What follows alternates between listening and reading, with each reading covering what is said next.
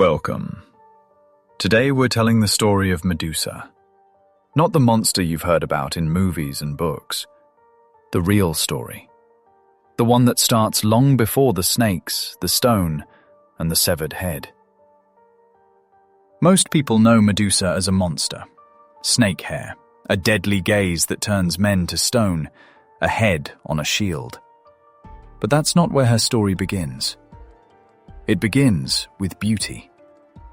Medusa was not born a monster. She was born mortal, one of three sisters known as the Gorgons, but unlike her siblings, Steno and Euryale, she was human. And she was beautiful. Her hair fell in waves that caught the light like spun gold. Her eyes reflected the sea. Men travelled from distant lands just to see her face. Suitors lined up at her door. Poets wrote verses about her. Warriors fought duels for her favour. But Medusa refused them all. She wanted more than admiration. She wanted purpose. So she swore an oath to Athena, goddess of wisdom and war. She became a priestess in Athena's temple, pledging herself to a life of chastity and devotion. And for a time, she was content. But the gods notice beauty, and some gods do not ask permission. Poseidon, god of the seas, saw her. He watched her move through the temple, her robes flowing as she walked between the marble columns. He wanted her. One night, Poseidon entered Athena's temple. Medusa tried to run. She called out to Athena, begging for protection within the goddess's own sacred walls. But Athena did not come. Poseidon took what he wanted. And when it was over, Medusa knelt alone on the cold temple floor, trembling and broken. She waited for Athena to appear, to offer comfort, to punish the god who had violated her sanctuary. Athena came, but not with comfort. The goddess was furious, not at Poseidon, who had desecrated her sacred temple, but at Medusa, the mortal who had been defiled in it. "You have brought shame to this holy place. You will never defile it again." And with those words, the curse began. Medusa felt her body twist and change. Her beautiful hair writhed and hissed, each strand becoming a living serpent. Her skin turned pale and cold. Her fingers stretched into claws, and her eyes became weapons. Anyone who looked into them would turn to stone. Medusa screamed, but the sound was inhuman. She reached for her face and felt scales instead of skin.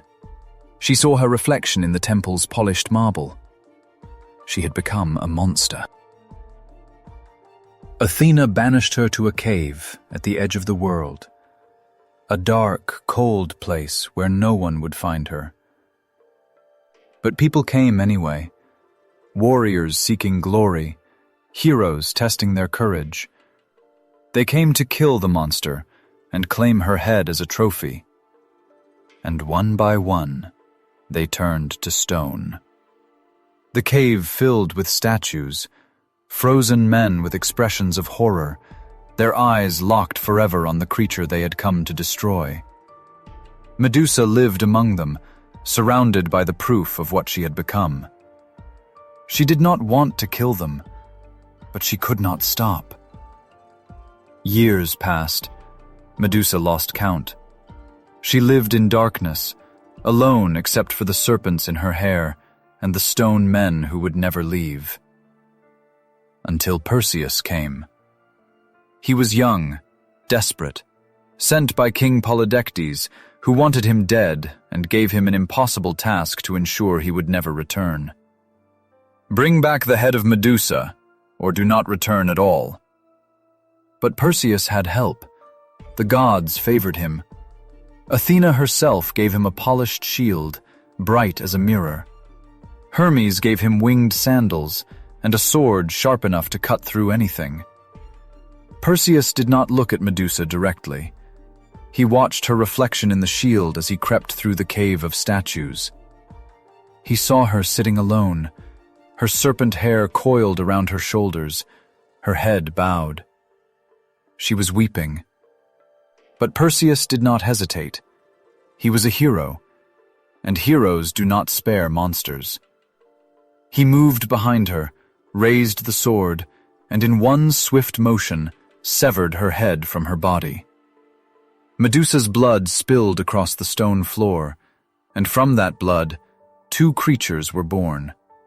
Pegasus, the winged horse, and Chrysaor, a giant with a golden sword. Both were the children she had carried since the night Poseidon took her. Even in death, Medusa gave life. Perseus took her head and placed it in a leather bag. The eyes still held their curse. He would use it as a weapon, turning enemies to stone whenever he needed. And Athena took it too. She placed Medusa's face on her shield, the Aegis, as a symbol of her power. The victim became the goddess's trophy. This is the story they tell. The hero who slayed the monster. The clever warrior who used a mirror to defeat a deadly gaze. But perhaps the real monster was never Medusa. Perhaps it was the god who violated her, the goddess who punished her for being violated, the hero who killed her while she wept. Medusa was beautiful, then she was cursed, then she was killed, and her head was used as a weapon long after her death. Some stories are not about heroes and monsters. Some stories are about who gets to decide which is which. And sometimes, the one who suffers most is called the monster.